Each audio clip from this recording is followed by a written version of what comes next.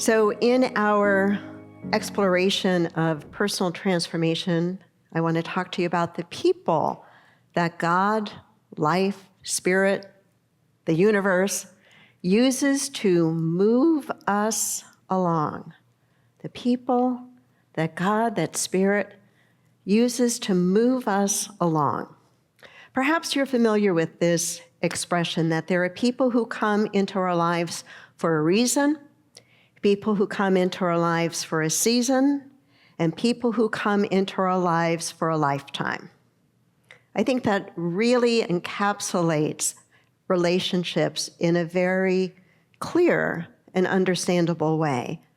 Some people come into our life for a reason, others for a season, and others for a lifetime. And I think it's helpful for us to understand the difference in the dynamics of those who come into our lives for a reason, those who come in to serve a very definite purpose for a set period of time, and when that purpose has been realized, they are no longer a part of our lives. They have come in for a reason, that purpose has been fulfilled. I think of mentors and consultants that I've used over the course of our church's ministry that played a really important purpose in my life professionally and in the life and the evolution of our ministry.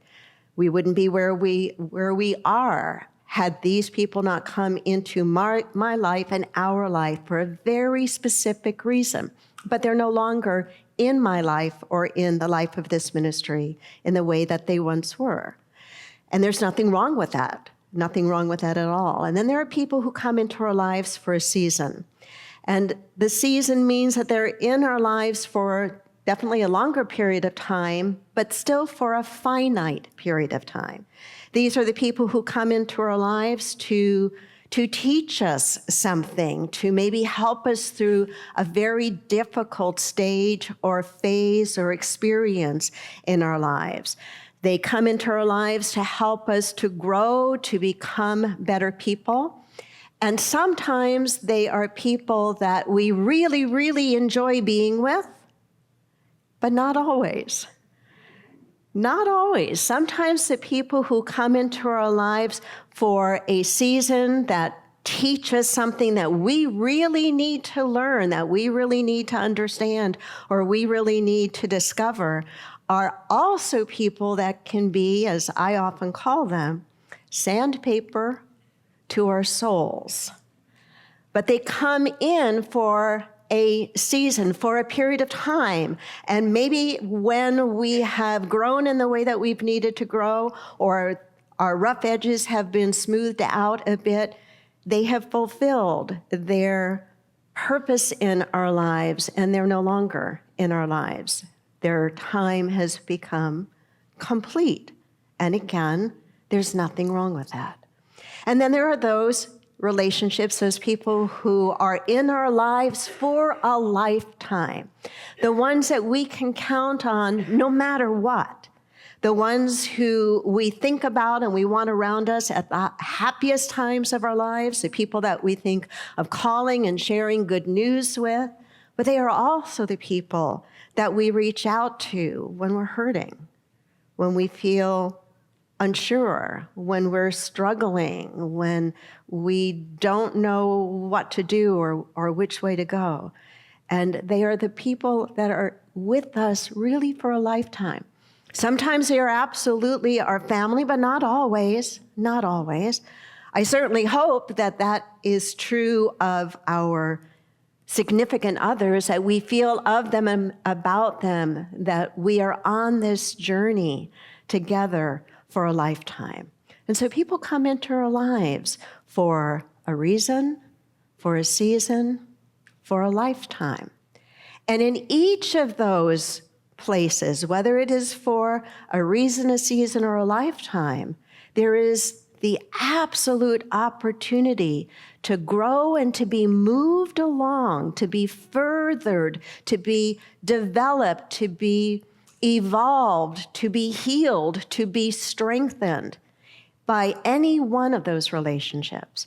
But the one that I want to focus on the most is the idea of those who come into our lives for a season, those who come in for a chunk of our life experience, and as a result of having been in our lives for that chunk of experience to leave an imprint in our lives, those are the ones where we have really stretched and grown the most. And I want to tell you about the one in my life that came for a season and had the most profound impact on my life and by extension on this ministry. Her name was Linda. And I have to give you a little bit of context here. At the time that she came into my life, I was an associate minister, right out of ministerial school. And I was serving at that time part-time in 3 different Unity ministries in the area. And then eventually I landed in one particular Unity ministry where I was the assistant minister for a period of time. And it wasn't going too well. It looked like it might be good at the start, but it started to fall apart in a really significant and very, very painful way. And perhaps the best way to paint a picture of the difficulty and the pain in serving in this particular ministry as an assistant was when I was about to give my very first class. Now, in ministerial school, we might have given 4 or 5 talks in the several years that we were there, but we never did something on a weekly basis.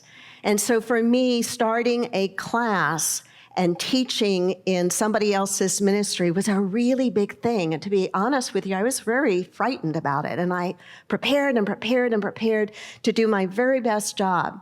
And as I was ready to go out to the group of people who had signed up to be present at the class, the senior minister knocked on my door and said, "There's a nice group of people out there." And I was really excited and happy, but also very nervous. You know that feeling when your heart's just really pounding because you want to do a really good job. And then he said something that literally left me in tears.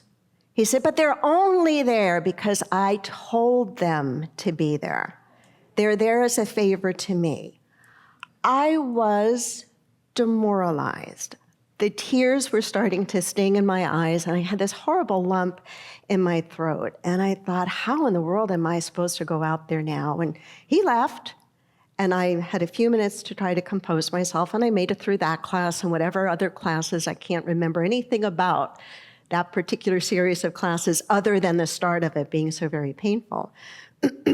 I quickly learned in that particular professional role, many of the things I swore I would never do in ministry. I would never act that way. There were many things that I learned. But at the same time that I was serving there, I was also divorced from John. We had been married for just under 2 years. And yes, I'm married to him again. And yes, we've been married for a long time. And that's a whole other story, and I'm not going to go into it here. But it is an interesting story. But anyway, I was divorced from John, and I was in a relationship with a very toxic person, someone that I found out later fit the label misogynist, woman hater. I kept thinking the problem was me. I kept thinking if I was just smarter, nicer, prettier, sexier, whatever, this person would treat me better. And there was nothing that I did that caused this person to treat me any differently. And so as I'm in this toxic relationship, and as I'm on the emotional, personal level, and as I'm in this very unhealthy and complicated professional relationship, I'm really questioning everything about myself. What in the world am I doing? I was beginning to isolate from my family. I was not liking who I was becoming, and yet I'm in unity. And yet I have all of these tools, and I'm trying to work them, but nothing seems to be working. Have you ever been in that place? Right? Nothing seems to be working, and you're really feeling quite confused and in pain and just not at all in a good place. And in the midst of that walks my amazing friend. my amazing friend who had been attending that same Unity Church, who somehow must have seen in me and recognized in me the pain that I was in. And we happened to be about the same age, and we happened to be the younger spectrum of those attending that church. So we kind of gravitated together, and we started to have conversations together and do some things together. And I found myself starting to open up a little bit and sharing with my amazing friend this crazy idea I had. And that crazy idea was that I needed to get out of being the assistant minister at that Unity Church, and I was going to start a church of my own. And much like other times in my life when I have had these crazy ideas, part of me shares them with somebody else in the hopes that they will talk me off the ledge, to agree with me, you're absolutely crazy. But instead, my friend did nothing of the sort. And then I found myself even more concerned and even more afraid because I realized I am not at all equipped to do this. I have only taught one class. I've not prepared and given talks every single week. I was still struggling with what that looked like and how to do that. I had no business experience whatsoever. I'd never started anything from scratch unless you called making ice skating costumes from scratch, starting something from scratch. So no business experience, no experience starting anything from scratch. So how in the world was I going to manifest this idea of starting a Unity Church, which, by the way, at that point in time, and pretty much true to today, when our churches in Unity are started, there is no organization or headquarters that plants the church, that gives seed money, or helps to fund either the minister's salary or the cost of renting any of the spaces. So what that's called in Unity is a pioneering minister, because they go off on their own and try to figure it out on their own and pay for everything on their own. So it's a big, big deal. There's no real safety net there. So I shared this with my amazing friend, and she said, well, I have answers to all of that. I can help you with all of that. I was married to an Army chaplain. He died in Vietnam, but I was married to an Army chaplain, or engaged to an Army chaplain. He died in Vietnam, so I have some ministerial experience. I have marketing experience. I have experience in music. I used to help write songs for some of the best country and Western singers. I've got some money in the bank. None of this would you ever be able to tell by appearances from this person. But she says, I've got marketing experience, I've got connections, I've got some money. Let's go do this. I'll help you. You can start this. And I thought, okay. And so in January of 1983, I started planning to start what is now the Unity Center. It's been called a couple of different things over the many years. But in January of 1983, I started making plans. I picked a date to actually hold the very first service, which was May 22nd, 1983. I picked a place, the Torrey Pines Inn in La Jolla, and started making plans to do that. Now, mind you, to give you a little bit of context in San Diego, at the time, how many of you remember the name Terry Cole Whitaker? Who was at the peak of her career in the mid-1980s was Terry Cole Whitaker. She had an amazing work. Her ministry opened the doors to so many people that church could be different, it could be relevant, it could be practical, it could be inclusive, it could help people change their lives for the better. And here's little old me. No money, no experience, excuse me, deciding to start a church. And so I did. And I will never forget the Monday after the first Sunday. In my shower, it dawned on me, oh my God, I have to do this every week now. every week has a Sunday. I still joke and say to my, every week has a Sunday. Every week has a Sunday. But I had my amazing friend. I had my amazing friend. She had her connections. She had money. She had experience I didn't have on all different levels. And so started the church and managed to make it through the months. And it was really, really hard. 83 or so people came the first Sunday. That was pretty darn good. The next Sunday, 14 people came back. That was pretty bad because at least 4 of them were family members. Which meant I could do the math.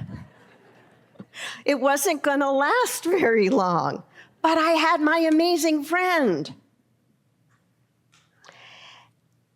Professionally, I can't explain exactly why. I can't tell you how I came to know. But even though she was always there, that's all she was. She was always there. Eventually, I discovered that my friend was a pathological liar. She had never been engaged to an Army chaplain. She had never written a song. She had no contacts in the music industry. She had no money. She had no marketing experience. She had less experience than I had.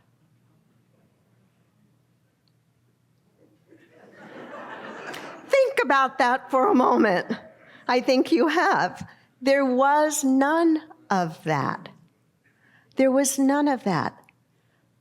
But were it not for her belief in me and my naivete to believe what I was told, I was raised, you tell the truth. I mean, I'm not even sure I ever heard of such a thing as a pathological liar. So why would I think she wasn't telling me the truth? I thought she was telling me the truth. God works in mysterious ways. God works in mysterious ways. I know that God provided me this amazing friend, because had my amazing friend not believed in me, not encouraged me, not been like the mother eagle that pushes the eaglet out of the nest if the eaglet won't go out on its own. You know, the mother eagle makes that nest uncomfortable, pulls out all the downy, soft stuff to kind of get the birds out. And if the birds don't go out, they start pushing them out. Well, if it were not for my amazing friend having the belief in me and me believing what she told me, I didn't believe in her belief in me. I did not believe in her belief in me. But I did believe in her ability to help me and all the things that she said she could do. That was a safety net that somehow Spirit or God must have known that I needed to be able to get out of that abusive personal relationship and that very toxic work environment. God works in mysterious ways. My friend came in for a season, and I am grateful for it. It did take me a little while to get over the, oh my God, all of that's a lie? Oh my God, I stepped out on something that had no tangible substance to it. But what I did have was a belief in Spirit, a belief in God, and a leaning into that. People come into your life for a reason. There are people in your life right now that are in your life for a purpose and not to be used. I want to be careful how I talk about coming in for a reason and that they're there for a purpose. It's not like we should never use one another. And there are different kinds of relationships that we have. And I think it's important to recognize that, because otherwise we can wind up feeling betrayed or wind up feeling discouraged or hurt. But if we can look a little more broadly and a little more graciously at our relationships and understand that there are those folks who come in for a reason, and that's different than those who come in for a season, and it's very different than those who come into our lives for a lifetime. But in each and every variation of those relationships, we have the opportunity to be moved along. More than any other person probably in my life, my amazing friend moved me along. And I rather suspect that the same can be true for you as well. Jesus said, "No one comes to me that the Father has not sent." No one comes to me that the Father has not sent. I believe that's also true of those in our lives that we call sandpaper to our soul. Now, I want to stop for a moment here and put a qualifier. I do not believe it is ever healthy to stay in an abusive relationship. So I'm not talking about that kind of relationship. But I am talking about those people that maybe sometimes we want to push away because they rub us the wrong way, that rather than pushing them away, especially if it's a neighbor or somebody in our family, maybe at a more distant level from us in our family, or somebody that we have to work with that we don't really like, that we want to push away, rather than pushing them away, maybe we can look at them with a different set of eyes that says, what's here for me to learn? How can I become a better person as a result of this relationship? Doesn't mean that we have to really like them. It doesn't mean we have to socialize with them. It simply means that we choose to hold the relationship in a more spiritual and more loving context, where we lean into the idea that everybody is in our life for a reason. And I think that the reason always can grow us, always can benefit us. And what I also know to be true is that every bit of personal growth we do individually, every fear you work to overcome, every unhealthy habit you work to overcome, every deficiency, I don't like that word, but I'm going to use it anyway, any deficiency you might feel that you have, that you work to transcend, every time you grow in any positive way, not only are you the beneficiary of that, but so are the people that are in your sphere of influence, your family, your neighbors, the people that you interact with. Why? Because you're a better version of you. And would you not agree that each of us being the best version of ourselves that we can be makes the whole world tilt toward being better itself? Would you not agree? And would you not agree that that could be a really important thing to be doing right now? And I think what is also true is that on a communal level, on a national level, on a global level, that there are periods of time that we are in a very growth evolutionary cycle, meaning that we have the opportunity to look at how we perceive these times as times that either mold and shape us to be better people individually and collectively, or to hide back in the shadows. And I think we need to come out in the foreground, that we need to come out and be the people of light, be the people of truth, be the people of conscience that we can be, that we are, wherever we are. Nobody comes to